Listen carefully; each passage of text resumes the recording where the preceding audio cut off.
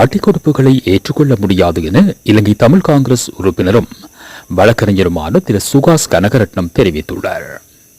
மக்களின் அபிலாஷைகளுக்கு எதிராக கருத்துக்களை வெளியிடும் நாடாளுமன்ற உறுப்பினர்களை அவர் சாடியுள்ளார்.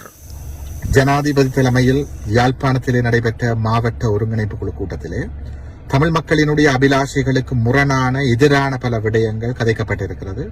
அதுவும் வேதனையான விடயம். யாழ் மாவட்டத்தில் யாழ்ப்பாண தமிழ் மக்களினுடைய வாக்குகளை பெற்று வந்த ஒரு சில பாராளுமன்ற உறுப்பினர்களும் இந்த மிக மோசமான செயலை புரிந்திருக்கிறார்கள். அதிலும் ஒரு பாராளுமன்ற உறுப்பினர் சொல்லியிருக்கிறார், காணாமலாக்கப்பட்ட உறவுகளுக்கு நட்டஈடு வழங்கப்பட வேண்டும் என்றும், தையிட்டியிலே தனியார் காணிகளை ஆக்கிரமித்து அமைக்கப்பட்டிருக்கின்ற சட்டவிரோத விகாரையை அகற்றுவதற்கு பதிலாக மக்களுக்கு மாற்று காணிகளை வழங்க வேண்டும் என்றும் சொல்லியிருக்கிறார். இவர்களினுடைய இந்த செயற்பாடு தொடர்பாக நாங்கள் இது மிக தீவிரமாக இருக்க வேண்டும், அல்லது இவர்கள் அரசினுடைய இரகசிய முகவர்களாக செயற்பட்டு எஞ்சியிருக்கின்ற தமிழ் தேசியத்தையும் தமிழினத்தினுடைய நலன்களையும் அளிக்கப் போகிறார்கள். இவர்களுக்கு நாங்கள் தெரிவிக்க விரும்புகின்ற விடயம் என்னவென்றால், காணாமலாக்கப்பட்ட உறவுகளினுடைய அவலங்களோ வலிகளோ கோரிக்கைகளோ வேணவாக்களோ உங்களுக்கு தெரியாவிட்டால் நீங்கள் அமைதியாக இருங்கள். காணாமலாக்கப்பட்டவர்களினுடைய உறவுகளோ சொந்தங்களோ நட்டஈட்டை கேட்கவில்லை, சலுகைகளை எதிர்பார்க்கவில்லை. அவர்கள் எதிர்பார்ப்பது தங்களுடைய உறவுகளுக்கு என்ன நடந்தது, உண்மை கண்டுபிடிக்கப்பட வேண்டும். தங்களுடைய உறவுகள் உயிரோடு இருக்கிறார்களா இல்லையா, உயிரோடு இருந்தால் அவர்கள் உடனடியாக விடுவிக்கப்பட வேண்டும். உயிரோடு இல்லாவிட்டால் அவர்களுக்கு என்ன நடந்தது, அவர்களை காணாமலாக்கியது யார், கொலை செய்தது யார் என்பது கண்டுபிடிக்கப்பட்டு குற்றமளித்தவர்களுக்கு தண்டனை வழங்கப்பட வேண்டும். அதுதான் அந்த உறவுகளினுடைய கோரிக்கையாக இருக்கிறது. தையிட்டியிலே தமிழ் மக்களுக்கு சொந்தமான சட்டவிரோதமாக தமிழ் மக்களுக்கு சொந்தமான காணிகளை ஆக்கிரமித்துத்தான் சட்டவிரோதமாக அங்கே விகாரை கட்டப்பட்டிருக்கிறது.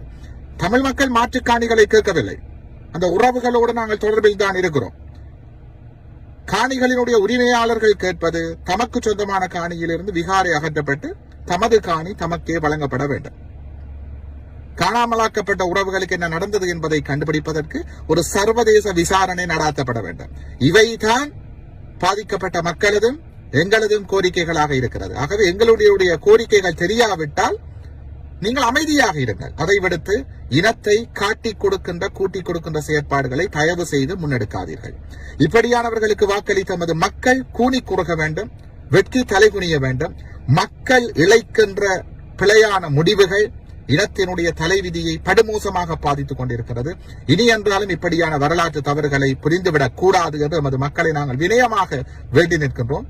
இப்படியாக தமிழினத்தினுடைய நலன்களுக்கு எதிராக செயற்படுகின்ற பாராளுமன்ற உறுப்பினர்கள் தமது செயற்பாடுகளை நிறுத்திக் கொள்ள வேண்டும், அல்லது இவர்களுக்கு எதிரான செயற்பாடுகளை நாங்கள் தீவிரமாக முன்னெடுக்க வேண்டும், அல்லது இவர்கள் அரசினுடைய இரகசிய முகவர்களாக செயற்பட்டு எஞ்சியிருக்கின்ற எமது தமிழ் தேசியத்தையும் தமிழினத்தினுடைய இருப்பையும் இல்லாமல் செய்து விடுவார்கள்.